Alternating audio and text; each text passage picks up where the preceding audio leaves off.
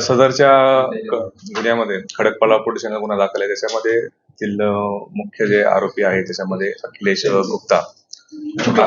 अखिलेश शुक्ला याला पोलिसांनी ताब्यात घेतलेला आहे आणि त्याची सध्या अटकेची प्रोसेस सुरू आहे आणि त्यानंतर पुढील जे काही कायदेशीर कारवाई त्यामध्ये चालू आहे. सर, याला कुठून ताब्यात घेण्यात आलं आहे आणि याने एक खुलासा केला आहे की जे वाद आहे ते एका शिवरेक वरून वाद सुरू झाला होता, असा याचा खुलासा आहे. नक्की काय? सदर आरोपीने एक व्हिडिओ सुद्धा एक तासाभरापूर्वी जारी केलेला आहे. त्या व्हिडिओची आम्ही पण पडताळणी करत आहोत. सदर आरोपी हा याच्यामध्ये टिटवाळा आणि शहाड परिसरामध्ये असल्याबाबतची आमच्या टीमला माहिती मिळाली होती आणि त्याला त्या भागातून ताब्यात घेतलेला आहे आणि आता आरोपीचं जे काही स्टेटमेंट असेल किंवा त्याची मेडिकल करून त्याला अटक करण्याची प्रोसेस सध्या सुरू आहे. सर, त्यांची पत्नी असेल आणि बाकीचे आरोपी असेल, यांना कधी अटक होणार आहे? त्या बाबतीत सुद्धा आमच्या टीमचं वर्कआउट सुरू आहे. त्याच्यामध्ये पण बाकीचे पण उरलेले जे आरोपी असतील आणि इतर साथीदार असतील त्यांना सुद्धा आम्ही लवकर अटक करत आहोत. किती आरोपीला आपण अटक केली? आतापर्यंत याच्यामध्ये टोटल FIR मध्ये नमूद केल्याप्रमाणे 8 ते 10 जणांच्या विरुद्ध सध्या गुन्हा दाखल झालेला आहे. त्यापैकी आतापर्यंत आपण 3 आरोपींना अटक केलेला आहे. आणि मुख्य आरोपीला न्यायालयात कधी येणार आहे? काय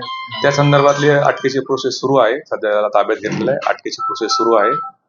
अटकेची प्रोसेस झाल्यानंतर त्याला न्यायालयात संदर्भात काय निर्णय घेतला आहे? त्या संदर्भाने जे जखमी अभिजित देशमुख आहे त्या संदर्भात त्याचं पुरवणी स्टेटमेंट आमचे अधिकारी नोंदवत आहेत आणि त्याचप्रमाणे मेडिकल सर्टिफिकेट आम्ही प्राप्त करत आहोत आणि मेडिकल सर्टिफिकेटचा जबाब हा नोंद झाल्यानंतर आम्ही त्यामध्ये योग्य ती कायदेशीर कारवाई करणार आहोत.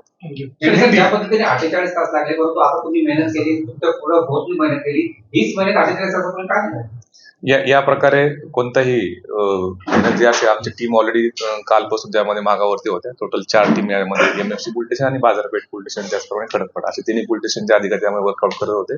त्या ठिकाणचे आपल्याला सकाळी 2 आरोपी मिळाले आणि आता जो मुख्य आरोपी जे आहे त्याच्यामध्ये अखिलेश शुक्ला यांना यामध्ये आमच्या टीमने अटक केलेली आहे. आरोपीने स्वतःहून सरेंडर केलं का? आपल्या टीमनी त्यामध्ये त्यांनी व्हिडिओ जर जारी केलेला जरी असला तरी त्यामध्ये आपल्या टीम टिटवाळा आणि शहाड या भागामध्ये सदर आरोपीला आपल्या टीमने ताब्यात घेतलेला आहे. आमचे पोलीस अधिकारी त्याचे जखमी आहेत देशमुख यांची जबाब नोंदवायचं काम सुरू आहे.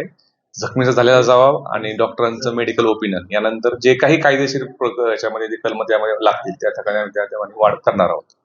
सर, जबाबदार अधिकाऱ्यांची काही त्यांच्यावर आरोप आहेत, त्यांच्यावरती काही कारवाई होणार आहे का किंवा कशा पद्धतीचा तो सगळा तपास असणार आहे? तो त्या संदर्भाने मगाशी मी सांगितल्याप्रमाणे आमचे ACP कल्याण जे आहेत त्यांना इन्क्वायरीचे आदेश दिलेले गेले आहेत. त्यांची इन्क्वायरीचा अहवाल प्राप्त होताच त्याच्यामध्ये ज्यांचे हलगर्जीपणा निष्प्रभाव दिसून आला त्यावरती योग्य ती कारवाई आम्ही करणार आहोत.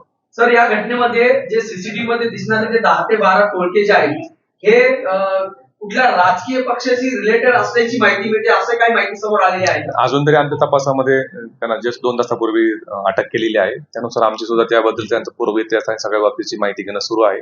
तशा बाबतची अजून तरी आमच्या समोर काही बाब आलेली नाही.